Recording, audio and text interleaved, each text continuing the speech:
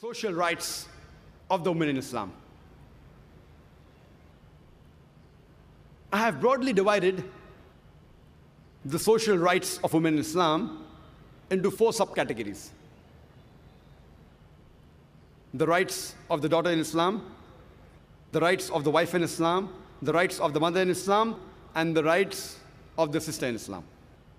First, we'll discuss the rights of the daughter in Islam. The Quran prohibits the killing of any female child or female infant. The Quran says in Surah Takrir, chapter number 81, verse number 8 and 9, that when the female child is buried alive, and when she's asked, for what crime was she killed? Quran prohibits the killing of female children and female infants.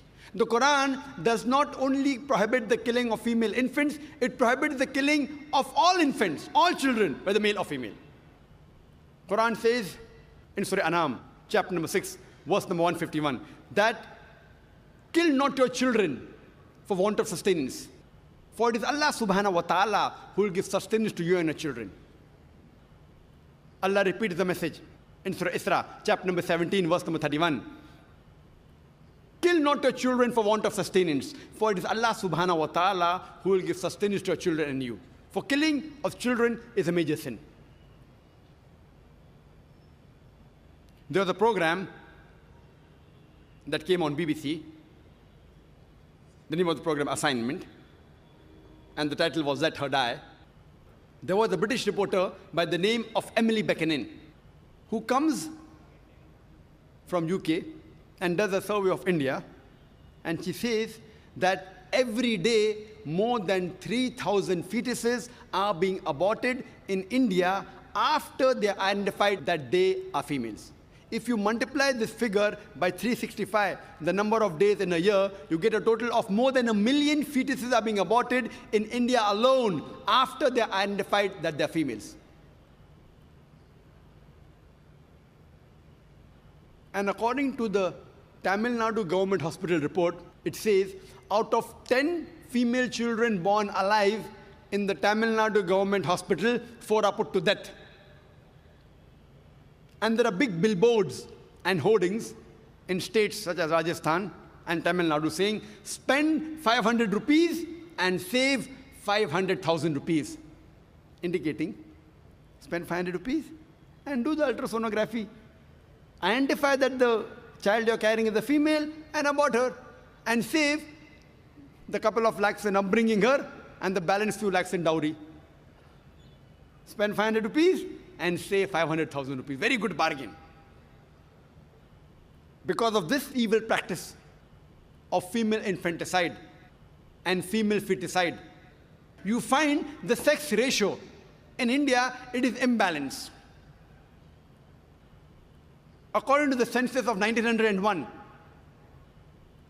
for every 1,000 males in India, there were 972 females in 1901 census. As science and technology is advancing, you can identify easily whether the child is a male or a female. So as science and technology is advancing, the women are being subjugated. According to the census of 1981, in India, for every 1,000 males, there were 934 females. According to the census of 1991, for every 1,000 males, there were 927 females. You know, science, technology advancing, women are being subjugated. As I told you, the Western talk of women's liberalization is nothing but a disguised form of exploitation of body, deprivation of honor, and degradation of a soul. If this evil practice of female infanticide and female feticide stops, even in India, in the next few decades, the male and the female ratio, inshallah, would become equal. Allah subhanahu wa ta'ala, our great almighty God, does not only prohibit the killing of female children, it even rebukes the thought of a person becoming sad at the news of a female child. Quran says in Surah Nahl, chapter number 16, verse number 50 and 59, that when news is brought to one of them of the birth of a female child, his face darkens and he's filled with inward grief. And he starts thinking that should he let her live in contempt or should he bury her alive? Ah, what an evil thought.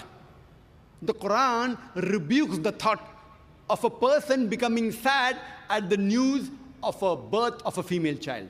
Leave aside killing, even becoming sad at the news of a birth of a female child. Allah subhanahu wa ta'ala does not like it. He rebukes it. Our beloved Prophet Muhammad sallallahu alaihi wasallam, he said, it's mentioned in Sahih Hadith, volume number 4. The beloved Prophet said that anyone who upbrings two daughters with love and affection till they grow up, they'll be as close to me as these two fingers on the day of judgment. And he kept both his two fingers together. There's another Sahih Hadith in which the Prophet said that anyone who upbrings two daughters with love and affection till they grow, they shall enter Jannah. Our beloved Prophet Muhammad sallallahu alaihi wasallam, he did not only talk about equality, he actually practiced it. Once there was a man who kissed his son and placed him on one of his laps, but did not do the same for his daughter. The Prophet objected and said that the man was unjust. He should have even kissed his daughter and placed her on the other lap. Now we'll discuss the rights of the wife in Islam. Most of the other religions besides Islam, they consider the woman as an instrument of the devil. But the Quran refers to the woman as a muhsana. Muhsana in Arabic means a fortress against the devil. Because a pious woman who's on the straight path, she prevents the husband from deviating and going on the wrong track and keeps him on the Sirat al-Mustaqim. Therefore, she's called as muhsana, a fortress against the devil. The Quran in Surah Nisa, chapter number 4, verse number 21, refers to marriage, to nikah, as a sacred covenant. It's a sacred covenant, a sacred contract between the husband and wife. The Quran says in Surah Rum, chapter number 30, verse number 21, that we have created for you mates from amongst yourselves, so that you may live with them in tranquility. And He has put love and mercy between your hearts.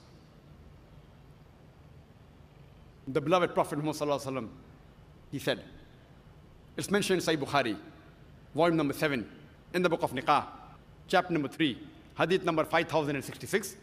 The beloved Prophet said, O young people, whoever has the means to get married should get married. The beloved Prophet also said, there is no monasticism in Islam. And the Prophet said, anyone who marries, he completes half his deen. Once during question and answer time, there was a person who asked me, that does it mean that if I marry twice, will I complete my full deen? What did the Prophet mean when he said that marriage completes half your deen? Marriage prevents you from promiscuity, from fornication, from homosexuality. Only if you marry do you have an opportunity to be a husband or a wife. Only if you marry do you have an opportunity to be a father or mother, which are very important duties in Islam. So irrespective whether you marry once or twice, you only complete half your deen. In Islam, for a marriage to solemnize, taking the permission of both would-be husband and wife, the man and the woman, is equally important. The Quran says in Surah Nisa, chapter number 4, verse number 19, do not inherit the woman against their wishes. There's a hadith which is mentioned in Sahih Bukhari, volume number 7, book of Nikah, chapter number 43, hadith number 5138. A lady by the name of Khansa bint Khadim al-Ansariya, she approached the Prophet and said that my father has married me to a person against my wishes. The Prophet, he nullified the marriage. There's another Sahih hadith which is mentioned in Ahmad ibn Hanbal, hadith number 2469. where a lady approaches the Prophet and says that my parents have forced me to marry a man against my wishes. And the Prophet said she has the option of either continuing the marriage or nullifying the marriage. There's a similar hadith mentioned in Ibn Majah, hadith number 1875. It's the same hadith. A woman approaches the Prophet and tells her that my parents have forced me to marry against my wishes. And the Prophet says, you can either continue the marriage or you can nullify the marriage. And the woman says, I continued the marriage, but I wanted the woman to know that the parents cannot force their daughters to marry someone who they don't like. The Quran says in Surah Baqarah, chapter number 2, verse number 228, that the women have rights similar to those against them on terms equitable, but the men have a degree of advantage. Based on this verse of the Quran, men and women are equal except in leadership. The Quran clearly says that the women have rights, those similar to them, on terms equitable, but the men have a degree of advantage. Now, many of the Muslims, they misunderstand this ending phrase that the men have a degree of advantage, and they think that men are superior. And they quote the verse of the Quran, "Ar-rijalu qawwamuna 'ala an-nisa," that the men are superior to the women. So Allah has said, the men have degree of advantage, the men are superior. What they're quoting is the verse of the Quran which was recited by a wonderful Qari from Surah Nisa, chapter number 4, verse number 34, which says, "Ar-rijalu qawwamuna 'ala an-nisa," that the men are the qawwam of the women. What is the meaning of the Arabic word qawwam? Qawwam comes from the root word aqama, which means to stand up for. How we have aqama before salah, we stand up for salah. So this Arabic word qawwam means the men have 1 degree of additional responsibility and 1 degree additional service towards the woman, not 1 degree of superiority to boss over the woman. And if you read the tafsir of Tabari, he says the Arabic word qawwam means 1 degree of additional responsibility. Because if you read the verse ahead, the verse says that Allah has given men more strength than the women. So because of that advantage, it's the duty of the men that they should take care of the woman, they should not boss over her. Furthermore, Quran says in Surah Nisa, chapter number 4, verse number 19, that treat your wives with equity and kindness, even if you dislike her. Means even if you don't like your wife, yet treat her with love and compassion. And treat her kindly, even if you dislike her. Even if you dislike her, treat her with kindness and compassion. And in Islam, we do not consider calling the women as housewives. Housewives. You know, housewife, if you analyze, means she's married to the house. In Islam, we don't consider our women, they're married to the house, to be called housewives. You know, in English we have, what is their profession? Housewife. We in Islam prefer calling the women as homemakers because they make the home, they build the home. So inshallah, I believe that the ladies from now onwards, when they have to fill any form, instead of writing the profession, if they are not to write housewife, that's English terminology. They are marrying you to your house. Prefer mentioning homemaker, because the woman builds the home, they make the home. And in Islam, a woman is not married to a master to be treated like a slave. She is married to an equal, and the role is that of partnership. And Quran gives a very good phrase in Surah Baqarah, chapter number 2, verse number 187, where Almighty God says, "Hunna libasul lakum wa antum libasul lahunna," that they are your garments and you are the garments. That means your wives are your garments and you are the garments of your wives. What is the role of garment? The role of the garments is to beautify, to conceal, to protect. The husband and wife, they conceal each other's faults. They beautify each other. They help each other. It is the role of hand and glove. Let's discuss the rights of the mother in Islam. Allah says in the Quran, in Surah Isra, chapter number 17, verse number 23 and 24, we have ordained for the human beings that they worship none but Allah, and they be kind to the parents. And if one of them or both of them reach old age, don't say a word of contempt. Don't say off to them, but address them with honor and lower to them your wing of humility, and pray to Almighty God that have mercy on them and bless them as they cherish me in childhood. Almighty God says that after worshipping Almighty God, the next point is that you have to be good to the parents. And if one of them or both of them reach old age, don't say oof to them, and address them with honor and lower to them your wing of humility, and pray to Almighty God that have mercy on them and cherish them, bless them as they cherish me in childhood. The Quran says in Surah Anam, chapter number 6, verse number 151, and Surah Ankabut, chapter number 29, verse number 8, وَبِالْوَالِدَيْنِ إِحْسَانًا, that we have enjoined on the human beings to be kind to the parents. The Quran repeats the same message in Surah Luqman, chapter number 31, verse number 14, and Surah Ahqaf, chapter number 46, verse number 15, that we have enjoined on the human beings to be good to the parents. And the verse continues, especially to the mothers. The Quran says in Surah Nisa, chapter number 4, verse number 1, respect the womb that bore you. And our beloved Prophet Muhammad, it's mentioned in several hadith, including a Sahih hadith of Sunnah Nisa'i, the book of Jihad, chapter number 6, hadith number 3106. The beloved Prophet said, paradise lies beneath the feet of your mother. That does not mean that if my mother is walking on the street and if she walks on filth and dirt, that thing becomes paradise. What the Prophet meant was, when he said paradise lies beneath the feet of your mother, means if you love your mother, if you respect your mother, if you're obedient to your mother, if you're kind to your mother, inshallah, you shall enter paradise.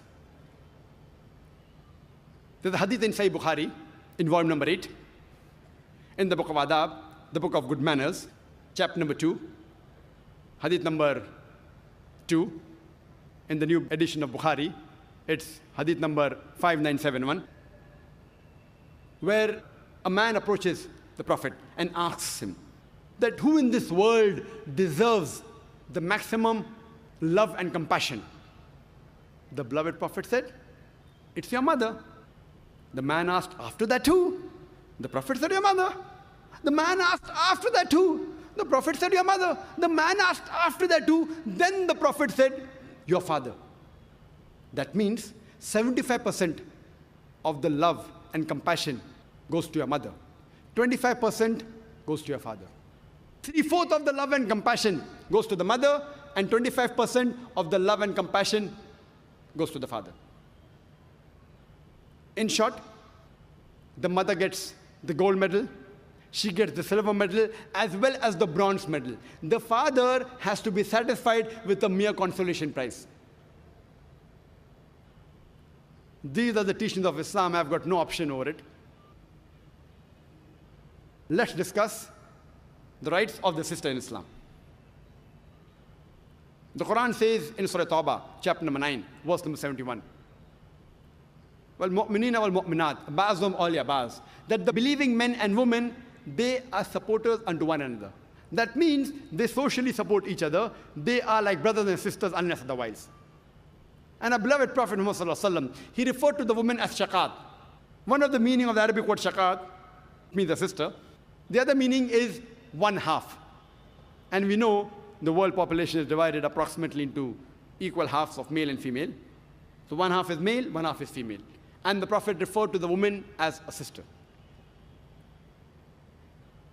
Just because the social rights in Islam that uplift the woman, what would you say? That are the women's rights in Islam, are they protected or are they subjugated?